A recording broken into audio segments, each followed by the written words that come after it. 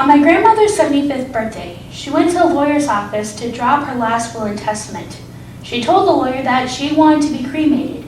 He said, "No problem, I'll put that in your will." "I have one more request," my grandmother added. "I want you to scatter my ashes over the Macy's department store." "Why Macy's?" asked the lawyer. "Then I can be sure that my granddaughters will come and visit me a few times a week."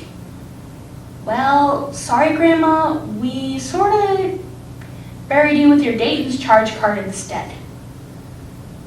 With all jokes aside, death is the final step on the road of life. But what you do afterwards, now that is a new beginning. Today, I'm going to be kicking the bucket through the history of cremation. Secondly, we will meet our maker and explore the process of cremation. And finally, I'm going to be pushing up daisies to see what your loved ones can do when they have ashes remaining.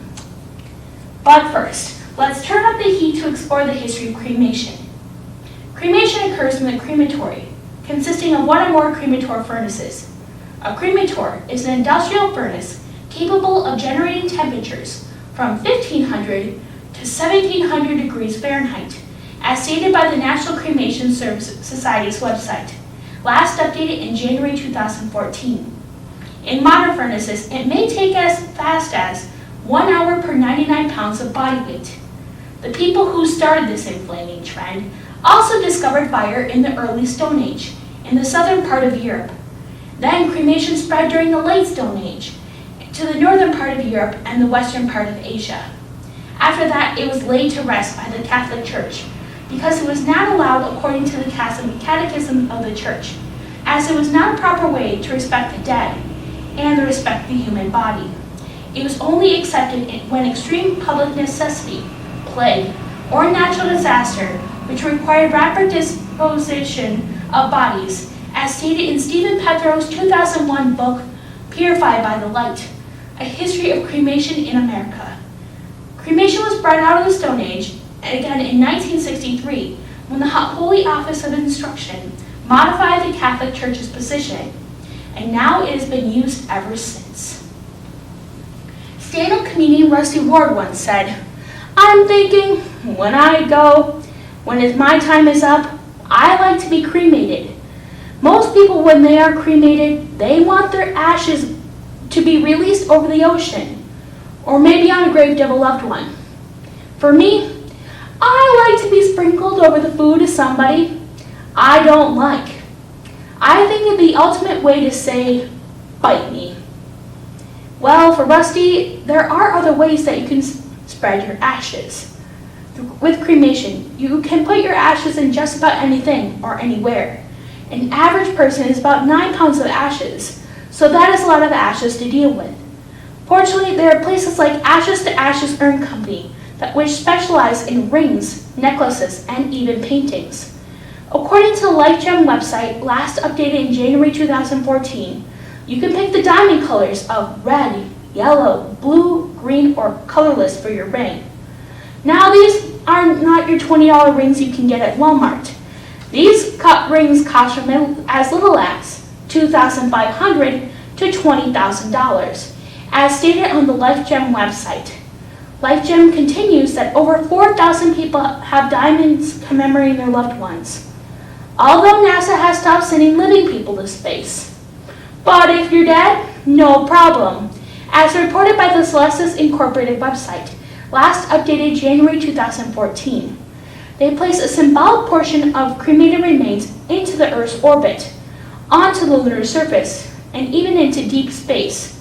In the previously mentioned website, it states that the prices of these flights are from $1,000 to $13,000.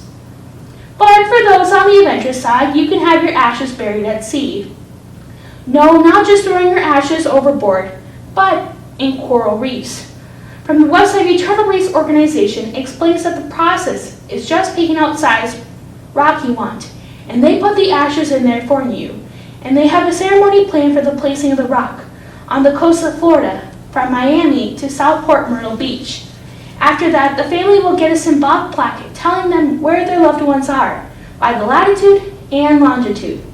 Then, over time, barnacles will attach to the rock and start growing a coral reef, Prices of these wreaths can be from $3,000 to $7,000, cheap at twice the price. I remember when I was at a church meeting once. The topic was burial or cremation, and two of the people got rather worked up about it. One said to the other, "If you have yourself cremated, all you're doing is making an ash out of yourself." The other replied, "Well, I'm told that petroleum comes from fossilized bones. So if you have yourself buried, all you're going to be doing is making a fuel out of yourself." First, cremation saves space. From the article of the Japanese Journal of Religious Studies on October 2000, cremation is an accepted fact of death, fueled by a nationwide infrastructure of modern government-regulated facilities. The cremation rate is virtually 100%, defining in a large part what it means to die Japanese. After the Japan tsunami and earthquake, Japan had to put cremation to a hold due to the large amounts of people who were dead during the disaster. The Japanese government had to resort to mass burials because of the lacking of cremation fluid and the radiation in their bodies. Once they got the amount that they need again, the radiation out of Japan, they will start cremation again. From the previously mentioned National Cremation Society's website, here in America, we have a cremation rate of 33.52%.